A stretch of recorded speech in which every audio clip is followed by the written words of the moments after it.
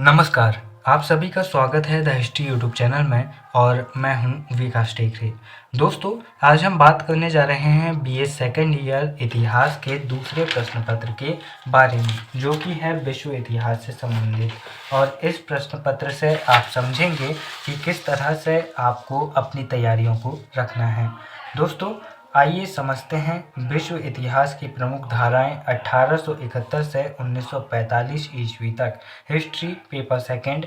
यह प्रश्न पत्र 2020-21 का है। अगर यह टॉपिक आपके सिलेबस से मैच होता है तो यह वीडियो आपके लिए बहुत काम का होने वाला है, क्योंकि पुराने प्रश्न पत्र उसी तरह होते हैं जैसे हमारे पुराने कदम या फिर हमारा पिछला कदम। और हमारा पिछला कदम जितना मजबूत होता है, हमारा अगला कदम भी उतना ही मजबूत होता है। इस तरह समझाना ये चाहता हूँ कि पुराने प्रश्न पत्र को समझकर, पढ़कर आप ये समझ सकते हैं कि किस तरह से परीक्षा पैटर्न होता है और किस तरह से प्रश्न पूछे जाते हैं और कितने डीप तक पूछते हैं। इससे आप अपनी तैयारी को मजबूत कर सकते हैं। आइए देखते हैं। यहाँ पर ऑब्जेक्टिव है 40 नंबर का पेपर है और 3 घंटे का समय है। और पहला ऑब्जेक्टिव है 1871 में फ्रैंकफर्ट की संधि किन देशों के मध्य हुई। इसका उत्तर है फ्रांस तथा जर्मनी। दोस्तों, इन प्रश्नों के उत्तरों का आप एक बार और मिलान करें और इस क्वेश्चन पेपर को ज़रूर सॉल्व करें आप अपने हिसाब से 3 घंटे का टाइमर लगा के, और अच्छी तैयारी रखें ताकि आप अच्छे नंबर ला सकें। 1889 ईस्वी में बर्लिन कांग्रेस का सभापति कौन था? कौन था? बिस्मार्क। कौन था बर्लिन कांग्रेस का सभापति? इसका सन जो है वह है 1878। यहाँ पर गलती से 1889 लिखा गया है, तो बिस्मार्क इसका अध्यक्ष था। इसके बाद तीसरे नंबर का ऑब्जेक्टिव आता है बोल्शेविक क्रांति 1957 का जनक किसे माना जाता है? लेनिन को माना जाता है। दोस्तों, किन देशों के बीच अफीम का युद्ध हुआ था? यह सामान्य बात है, चीन और इंग्लैंड के बीच अफीम का युद्ध हुआ था। जो इंग्लैंड था उसे पता था कि चीन उसके कब्जे में आएगा नहीं, क्योंकि चीन कोई छोटा मोटा राजा या फिर राज्य है नहीं। इसलिए इंग्लैंड वालों ने चीन के लोगों को अफीम की लत लगा दी और फिर अलग अलग व्यापार के चक्कर में इन्हें फंसाकर धीरे धीरे चीन को हड़पने का प्रयास करने लगा। दोस्तों, इसके बाद मेरा संघर्ष पुस्तक का लेखक कौन है? तो यह है हिटलर। और इसके बाद में आपको देखना है 5 नंबर यानी कि 2 नंबर के 5 प्रश्न जिनके लिए आपको मिलेंगे 10 अंक। यहाँ पर गलती से 2 इधर हो गया है, 2 इधर होता और 5 इधर होता, यानी कि 2 नंबर वाले 5 प्रश्न आपको देखने को मिलेंगे। यहाँ पर पहला है पेरिस कम्यून के विद्रोह के कारण लिखिए। और इसके अथवा में है बिस्मार्क की विदेश नीति की विवेचना कीजिए।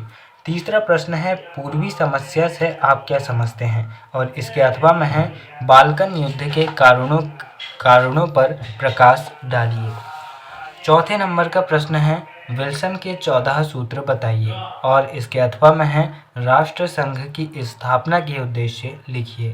पांचवा प्रश्न है ताइपिंग विद्रोह के कारण लिखिए। और अथवा में है मेईजी पुनर्स्थापना से आप क्या समझते हैं। और छठवें नंबर का प्रश्न है नाजीवाद के उदय का वर्णन कीजिए। और इसके अथवा में है इटली में फांसीवाद के उदय के कारण लिखिए। दोस्तों, इसके बाद में आता है सेक्शन सी, जिसमें कि 5 नंबर के 5 प्रश्न आपको देखने को मिलेंगे। और यहाँ पर आपको पहला प्रश्न मिल रहा है फ्रांस के तृतीय गणतंत्र को कौन कौन सी समस्याओं का सामना करना पड़ा। इसके अथवा में है कैसर विलियम द्वितीय की विदेश नीति की व्याख्या कीजिए। और 8वें नंबर का प्रश्न है 1905 ईस्वी की रूसी क्रांति के कारण एवं परिणाम लिखिए। इसके बाद इसके अथवा में प्रश्न आता है अफ्रीका के विभाजन पर एक निबंध लिखिए। 19वें नंबर का 9वें नंबर का प्रश्न आता है वर्साई की संधि का आलोचनात्मक मूल्यांकन कीजिए। और इसके अथवा में प्रश्न है, माफ़ी चाहता हूँ, इसके अथवा में प्रश्न है 1917 ईस्वी की रूसी क्रांति के लिए उत्तरदायी कारणों एवं परिस्थितियों का वर्णन कीजिए। 10वें नंबर का प्रश्न है बक्सर आंदोलन के कारण एवं परिणामों की विवेचना कीजिए। और 1911 ईस्वी की चीनी क्रांति के कारणों एवं परिणामों की व्याख्या कीजिए। इसके अथवा में प्रश्न हमें देखने को मिलता है। दोस्तों, इस प्रकार से आखिरी प्रश्न आपके सामने है। द्वितीय विश्व युद्ध के लिए उत्तरदायी कारणों की विवेचना कीजिए और इसके अथवा में है मुसोलिनी की विदेश नीति का वर्णन कीजिए। दोस्तों, यह था प्रश्न पत्र। अगर आप किसी भी प्रकार की सहायता चाहते हैं तो ज़रूर कमेंट करें, मैं हाजिर हूँ। दोस्तों, वीडियो के अंत में बस इतना ही कहना चाहूँगा।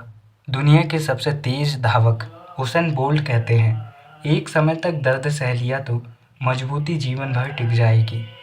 मेहनत कीजिए, थोड़ा दर्द तो होगा ही। रात को जागना होगा, सुबह जल्दी उठना होगा।